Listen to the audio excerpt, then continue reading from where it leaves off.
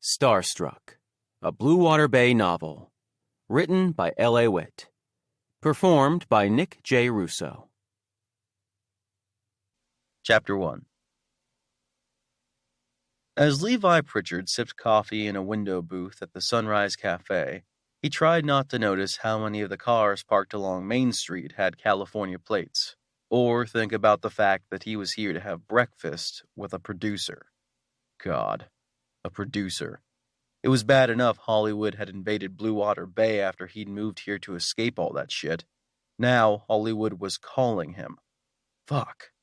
He put his coffee cup down and kneaded his temples, trying to massage away the headache that was starting to take hold. Why the fuck was he doing this to himself? Oh, right. Because he'd never been able to say no to Finn Larson. Finn was one of those producers who had to be the progeny of a used car salesman and a litigation attorney. No one could sell bullshit like that man. When he'd called last night, Levi's brain had screamed, "Oh my God, no, I don't want to see you." But his mouth had said, "I'll see you at 11. He still wasn't sure how that had happened, only that he was here now. Well, okay, that wasn't entirely true. Levi knew damn well if he'd said no, Finn would have kept after him. Humoring the asshole with lunch was less of a headache than getting a restraining order. Finn probably wanted to resurrect the action hero who'd put Levi on the map. Levi would just politely decline and hope that was enough to get the man to leave him alone, at least until the next 2-bit action flick came along. A couple of women walked by on the sidewalk, raincoat hoods up and heads down, but he still instinctively turned away. Even though not many people recognized him out here, it was a habit to avoid the occasional stare, or worse, a nervous fan. "Are you really Levi Pritchard?" The same question every time. Yeah. It was getting harder by the year to fake that smile. "That's me." And then came the inevitable, "I loved your movies. Why aren't you acting anymore? Will there ever be another Chad Eastwick movie? Guess actors like you have a shelf life, eh?" He'd loved acting. Loved it. It was the Hollywood bullshit he'd hated. So he'd walked away from Tinseltown and never looked back. And now Bluewater Bay was crawling with everything he'd moved 1,000 miles to escape. That was why he didn't come into town much anymore unless he had to. If he'd wanted to be surrounded by directors, producers, key grips, gophers, electricians, set designers, makeup artists, union representatives, cinematographers, and consultants, he'd have stayed in California. His opinionated pair of Maine coon cats were much better company than those fuckers. The women in raincoats had to be out of sight by now, so he lifted his gaze to the drizzly scenery. A lot of the businesses on Main Street had come and gone, though plenty had been here forever. He was pretty sure the bakery had occupied the building across the street from the cafe since this part of town was built in the 1920s. Even the Walgreens they'd opened on the corner had tried to retain some of the small-town charm, keeping the building's exterior more or less the same pre-Depression facade it had always had, and only adding their distinctive red cursive lettering. The sign stuck out as badly as the McDonald's a few blocks down, but even they were more welcome additions than the invasion that had begun 2 years ago. Hollywood didn't belong here. Bluewater Bay was one of those sleepy logging and fishing towns on the northern tip of Washington's Olympic Peninsula, a long-ass drive and a ferry ride away from anything interesting apart from the rainforest, which was exactly why Levi had moved here. Oh, if only Hunter Easton had signed that book deal 1 year earlier.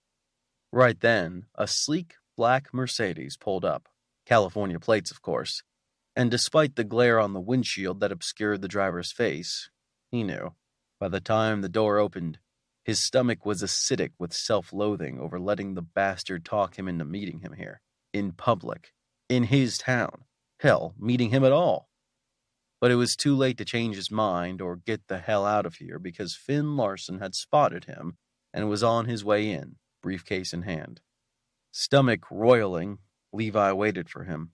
With anyone else from that era of his life, he'd have called upon every iota of theater training he could remember to make his smile as genuine as possible. With Finn, his guard was up, and he wanted him to know it. As Finn approached the table, he extended his hand. "Levi Pritchard, my God, it's been—" "Do you mind?" Levi snapped, accepting the offered hand, if grudgingly. "I really don't like announcing my presence in these places." The producer gestured dismissively. "It's not exactly a big secret that you're here, my friend." He set his briefcase on the bench, shrugged out of his jacket, hung it on the coat rack beside the booth, and slid in across from Levi. "So, how have you been?" "I'm fine. How are things in L.A.? "Great, great. We've got the green light for some amazing films, right? Honey, can I get a coffee, please?" The waitress paused beside their table, threw Levi an "is he for real" glance, and then gave an obviously forced smile. "Cream?" "Yes, please. Thank you, sweetheart."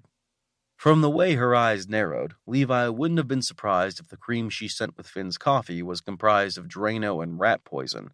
The loggers and truckers called the waitresses honey and sweetheart, too, but from them it was a more affectionate variation of ma'am. From someone like Finn, it was like verbally copying a feel.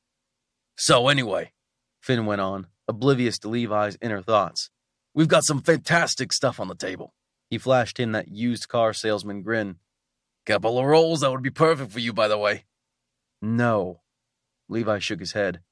"Not interested. Let's just get that clear right now."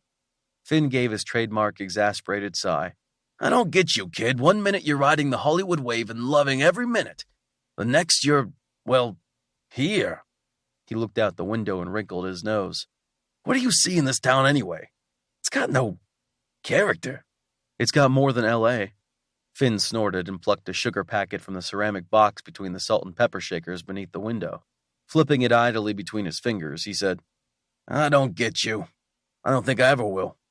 "Well, I like it here, and I like my life, thank you." Levi shrugged. "I'm starting to think I was an idiot for passing up that place in Forks, though." Finn's eyebrows rose. "Forks?" Levi nodded. "Found a great house down there, but I wasn't moving there right in the middle of the Twilight fad." Finn cocked his head. Resisting the urge to roll his eyes, Levi said, "Twilight was set there, and filmed there, remember?" "Oh, right. Finn laughed, glancing out at the two-lane main drag. "Not sure why places like this are so attractive to people who write about vampires and werewolves and whatnot, but," he shrugged, "as long as I keep getting paid to make the shows, I couldn't give a fuck why." Levi sipped his coffee, hoping it would wash some of the bitterness from his mouth. He really should have bought the place he'd looked at in Forks. Then again, even though they'd long ago finished filming the movies, that town wasn't much better than this one. He'd been there recently. It was only a short drive down the coast, and the stink of Hollywood still hung over the place like LA smog. Maybe sleepy little industrial towns were no more immune to Hollywood than any other place. On the other hand, they'd filmed a shitload of movies in Astoria, which was just a few hours from here, and the place still had the small-town charm Bluewater Bay was desperately trying to hold on to. Levi liked to think this fad wouldn't last forever, but he wasn't holding his breath. "Well, maybe all the hype will die down eventually," he grumbled. Finn chuckled. "I doubt it. Have you seen the ratings for the show?" Levi bit back a curse. "Great. At least Forks only had to put up with Twilight for a few years. Sounds like the Wolf's Landing plague won't be leaving this town anytime soon." "Actually, that's what I came here to talk to you about." Finn folded his hands and leaned forward. "I want you on Wolf's Landing." "You what?" He'd expected an offer of some sort, but Wolf's Landing? Finn sighed dramatically. "Come on, Levi, it's just a guest spot and you'd be perfect for it." "I'm retired. Absolutely not." "Levi." Finn shook his head. Levi. I know how you acting types are. Once you're bitten by that bug, you're in." "Yeah?" Levi raised an eyebrow. "That why I haven't been in front of a camera in years?" Finn smirked. "Well, it might explain why you're spinning your tires and wasting your time at that decrepit community theater." Levi ground his teeth. Leave that group out of this. Just because I enjoy acting doesn't mean I want to deal with Hollywood anymore. "This entire production isn't anything like what you've ever worked on." "How so? Aside from the lack of pyrotechnicians." Finn laughed. "Well, there is that. But Anna Maxwell is an executive producer and one of the directors. And I mean, you and she go way back, right?" "We do." "So I don't have to tell you that the rest of the cast raves about her, do I? They say she gives them a lot of leeway to interpret their characters." Levi fought the urge to squirm. He didn't doubt for a second that Anna gave the cast a shitload of freedom, especially on the episodes she directed. And how long had he wanted to work with a director like that? Especially her. The last few had had his character development in a chokehold from the get-go. Everything from his mannerisms to his voice inflections had been dictated until he'd had absolutely no room to move. Small wonder critics said his acting had all the range of an emotionally catatonic Keanu Reeves wannabe, and that he wasn't cut out for a role requiring more creativity than the tree in the background of an elementary school play. He'd been itching for the freedom to show that there was more to him than, at least he does his own stunts, so we know he's a real boy. Across from him, Finn grinned. "I'm telling you, kid, this will be a good role for you. And Anna agrees. That's why she specifically asked to direct your episodes." He pulled back his sleeve and glanced at his gold Rolex. "In fact, she should be here any minute." "She..." Levi blinked. "Anna's coming?" "Of course," Finn shrugged. "She's been pushing harder than anyone to bring you on board." Levi gritted his teeth. "Has she now?" "Absolutely. Speak of the devil." A figure swept past the window. A second later, the diner's front door opened, and in walked Anna Maxwell. Levi stood. "Anna, long time no see." "Way too long." She threw her arms around him. "How are you, sweetheart?" "Doing all right. You?" She released him and quirked an eyebrow. "I'll be much better when my old buddy explains why he hasn't once tried to meet up with me for coffee or something." Heat rushed into his cheeks. "Well..." Anna's eyebrow climbed. "You're right." He put up his hands. "I should have gotten in touch sooner. I've been meaning to, but..." Yeah, excuses." She playfully smacked his arm. They both laughed, and he let her slide onto the bench before he joined her. Finn folded his hands on the table. "So I've already given him the rundown about joining the cast." "Good." She faced Levi. "And?" Levi opened his mouth to speak, but right then the waitress stopped beside the table. She deposited Finn's coffee in front of him and asked, "What can I get you all to eat?" "I'll just have the special," Anna said, "and keep the coffee coming." Levi glanced down at the menu. "The special is fine for me, too. With a Coke, please." The waitress flashed him a brief smile and jotted down his order. The smile vanished as she turned to Finn. "And you?" Finn pursed his lips as he skimmed over the menu. "The hash browns. Are those grown organically?" Bless her, the waitress managed to maintain a poker face. "No, sweetheart, they're not." And there was that exasperated, entitled sigh. Levi kept his head down, not to hide from her, she knew him, but to keep the producer from seeing him roll his eyes again. Thing number 4781 he didn't miss about Hollywood.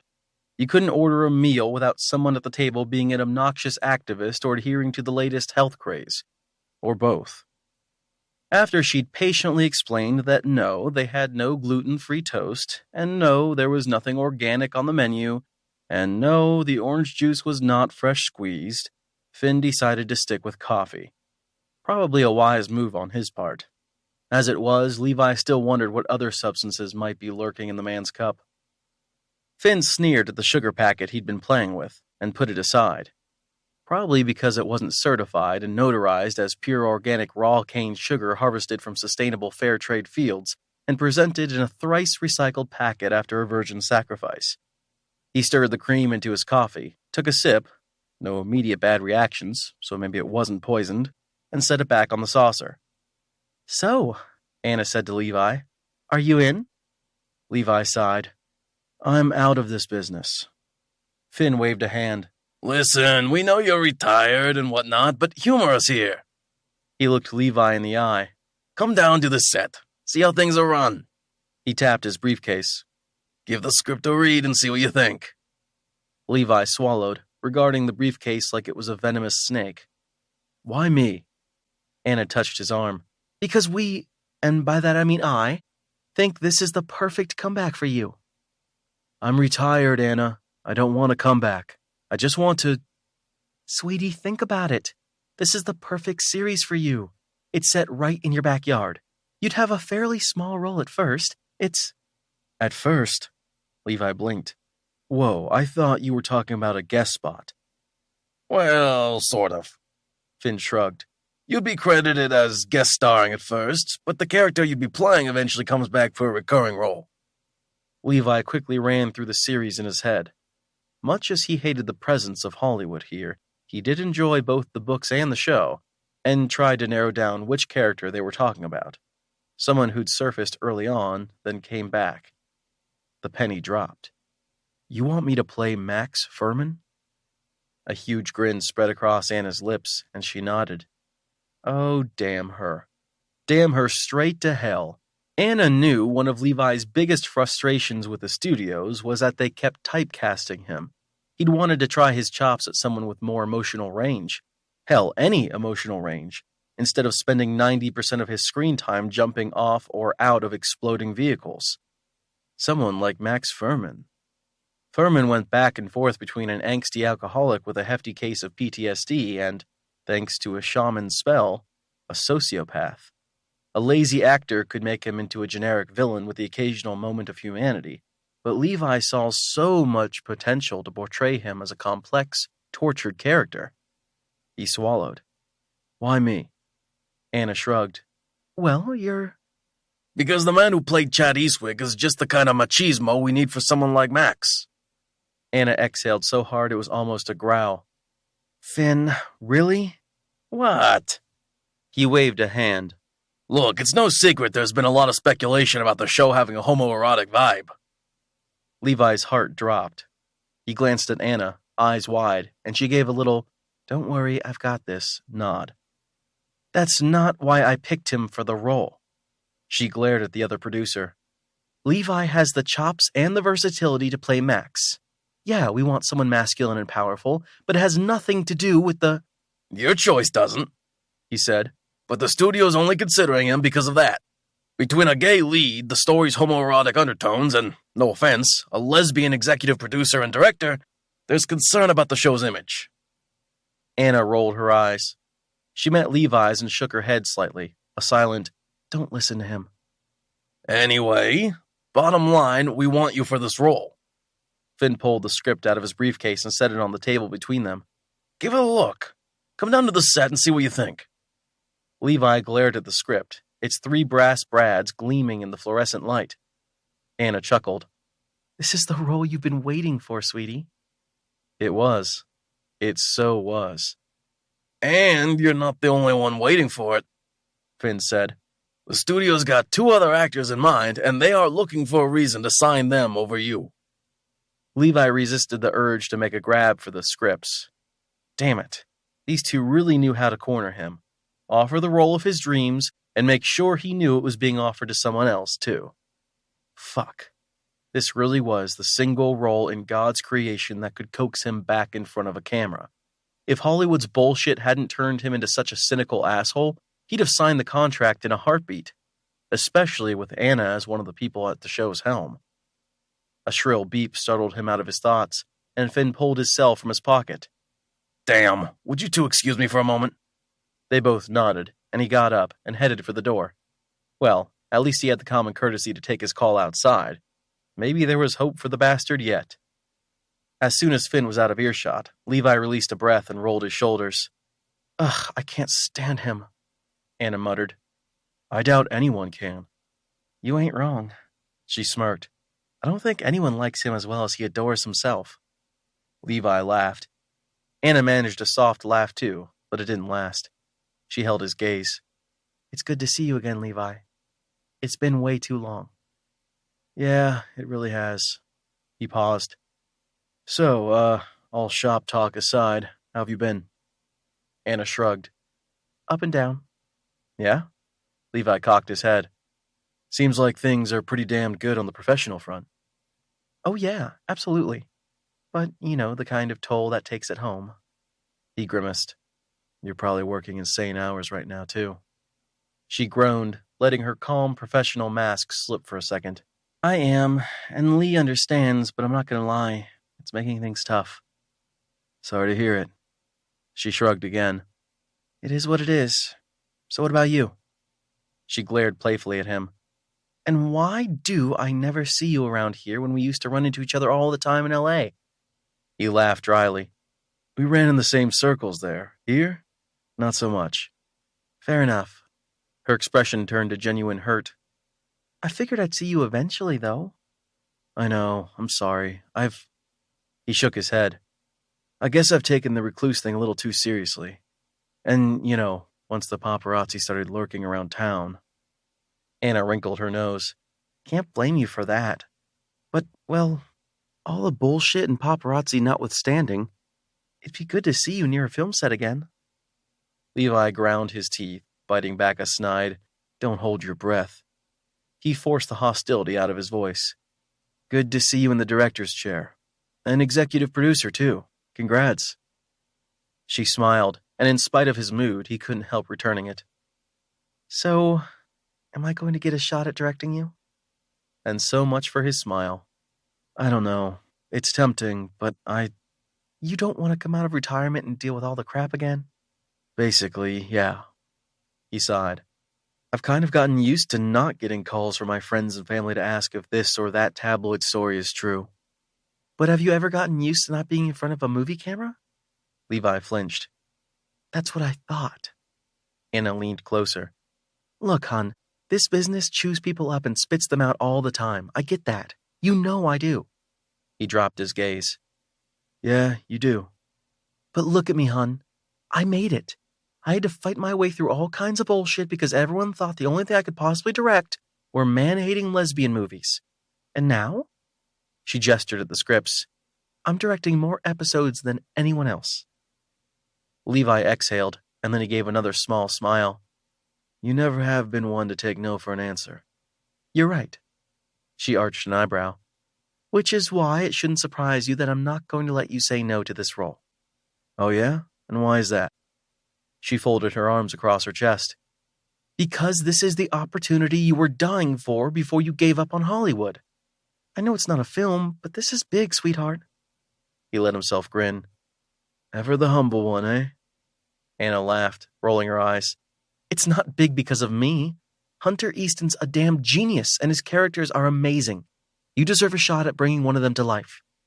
"And we both deserve better than what people like him," he gestured at the place Finn had been standing a moment ago, "put us through. I want to act, but I don't want to sell my soul." "I know you don't." Her eyebrows pulled together. "But it's a damn shame for someone with your talent to give up acting because of that shit. I'm the last person who's going to tell you anything in that town is easy, and I almost walked away from it myself, but..." She touched his arm. "I also know it's in your blood just like directing is in mine. Filmmaking gets in there and..." "Yeah, it does." Their eyes met, and he knew she had him right where she wanted him. "Anna, Are you really happy, sweetie? Directing little plays in between hiding in the hills?" "It's better than what I had before." "I'm sure it is, but can you really look me in the eye and tell me you don't want to do this again?" "If it was as simple as choosing between acting and not acting..." Anna nodded. "I know, baby." She paused, gnawing her lower lip. "Okay, let me throw this out there. Max Furman's got a small role for the first couple of episodes. 8 minutes of screen time in one, 12 in the other. And then he's there for the whole ride starting at the end of the season." She nodded. "He is. But if it'll convince you to at least give this a shot, we can just film the first episode and see how it goes. We can have the contract written so you have an out." Levi didn't want to be intrigued by the idea, but... "An out? Meaning?" "Meaning, if you decide after filming 1 or 2 of the episodes that you want to bail, you can bow out and we can replace you before anyone's committed too much time and energy." He shifted uncomfortably. "And you think the studio will go for it?" "They will if they want to keep Hunter Easton happy, and he wants you for this role as much as I do." He studied her. "You really want me to say yes to this, don't you?" Anna grinned. "I do. You were a successful actor before, and you can be again, even if I have to drag you into it kicking and screaming." He laughed. "I wouldn't put that past you." "Smart man." She squeezed his arm. "Just read the scripts and think about it. You don't have to make a decision right away." The upward flick of her eyebrow suggested he'd damn well better. "I'll think about it." "Okay. Will you come down to the set too? I'm headed back there after we're done eating, and I'd be happy to show you around." He exhaled. "All right, I'll come down and take a look." Good. Levi shifted a little. "By the way, I should have said this a long time ago, but I am so proud of you." "Thank you, Levi." She put a hand over his. "You know I never would have gotten this far without all your help back then." He chuckled. "Somehow I doubt that." We all knew from day one you were going to be kicking Spielberg out of a director's chair eventually. She snorted. Let's not go that far. She tapped the scripts in the middle of the table. Now, read those tonight, and then just try to tell me you aren't going to join me. He laughed again. Challenge accepted. Her expression turned more serious, and she looked him in the eye. And even if for some inexplicable reason you don't accept the role, promise me you won't be a stranger. I miss you. I won't. Promise. Good. Anna started to say something else, but Finn picked that moment to come back into the diner. Sorry about that. He smiled thinly as he took his seat again. Damn thing is always ringing. He glanced at Levi, then Anna. Did we come to any consensus while I was gone? Anna smiled. He's willing to come down and take a tour of the set. Great. And you're going to read the scripts? Finn nodded toward the bound pages. Levi hesitated, but finally reached for them. Fine. After the set tour. He eyed Finn. But I'm not promising anything. Judging by the way both Anna and Finn grinned, Levi may as well have just signed his name in blood. So much for retirement.